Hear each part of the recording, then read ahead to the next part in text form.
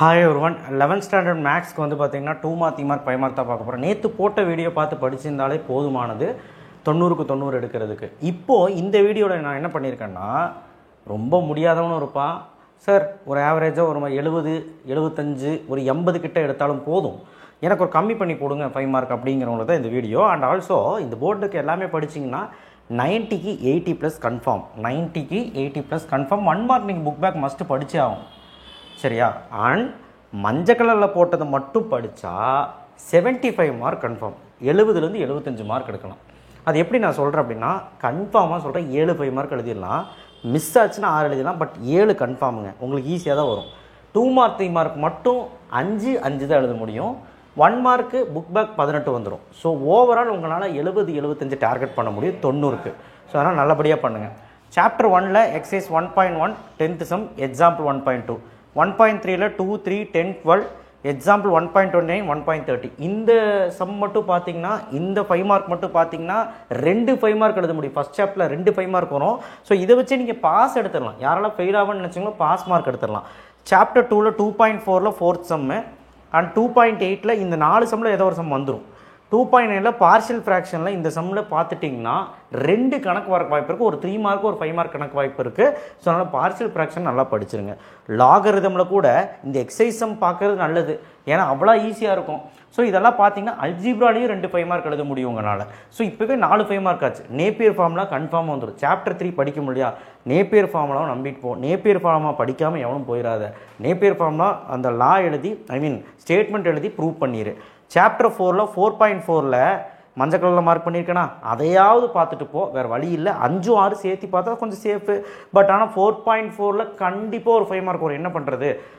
First வந்து P(1) = 1, அப்புறம் P(k), அதுக்கப்புறம் P(k+1). இதெல்லாம் ப்ரூவ் பண்ணுறது தான் இந்த 4.4 மேத்தமேட்டிக்கல் இண்டக்ஷன். ஸோ தயவு செய்து சால்வ் பண்ணிப்பார், ஈஸி தான். அதில் ஒரு 5 மார்க் எழுதிடலாம். அடுத்தது சாப்டர் 5ல் பாருங்கள் எவ்வளோ கொஸ்டின் இருக்குது. 1 2 3 4 5 6 7 8. இந்த சம்மு 3 4 5.25 இந்த 3 சம்மில் ஏதோ ஒரு சம் வரப்போகுது.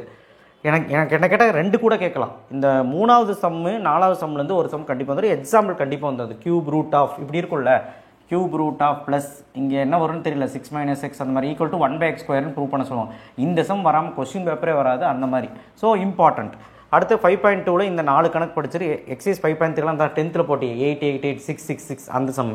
ஸோ இதை நீ பார்க்குறக்கு 1 hour கூட ஆகாதே, இதை பார்த்தா கூட பாஸ் ஆகிடலாமே.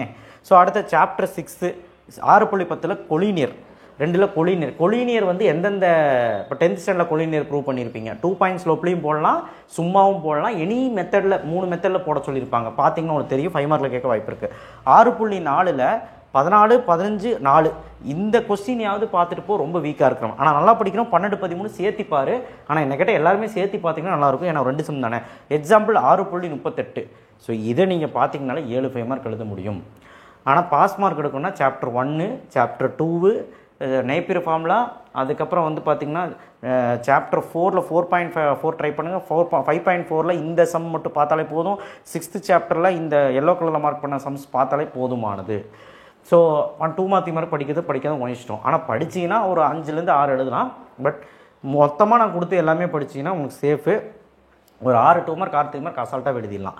ஆனால் கம்பல்சரி எழுதுகிற நேற்று போட்ட வீடியோ பாருங்கள். சாப்டர் 1ல் 1.1ல் மொத்தமாக எல்லா சம்மும் சொல்லியிருக்கோம் 9 முடி. எக்ஸாம்பிள் இந்த சம் எல்லாமே ஈஸி தான்.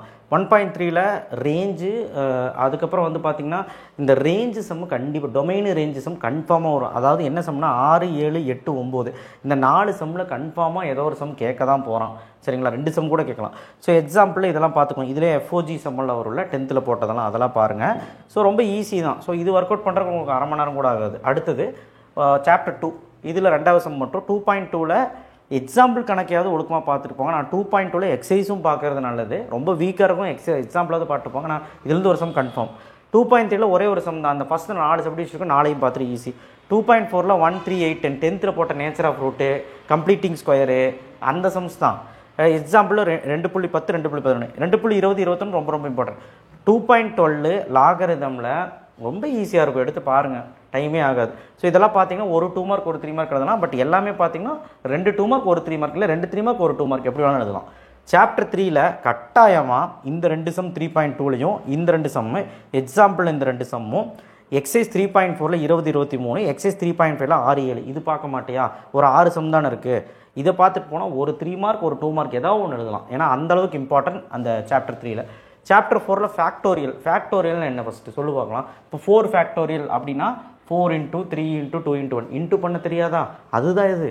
ஸோ ஃபேக்டோரியல் பார்க்குறக்கு என்ன, இது கொஞ்சம் பார்த்துட்டு போங்க. ஏன்னா நிறைய பேர் பார்க்குறதே கிடையாது. இதை வந்து ஃபேக்டோரியல் பண்ணி எண் கண்டுபிடிக்கிற மாதிரி இருக்கும், அந்த சம்ஸ் தான். இதில் இருக்க எல்லா சம்ஸையும் பார்த்துரு.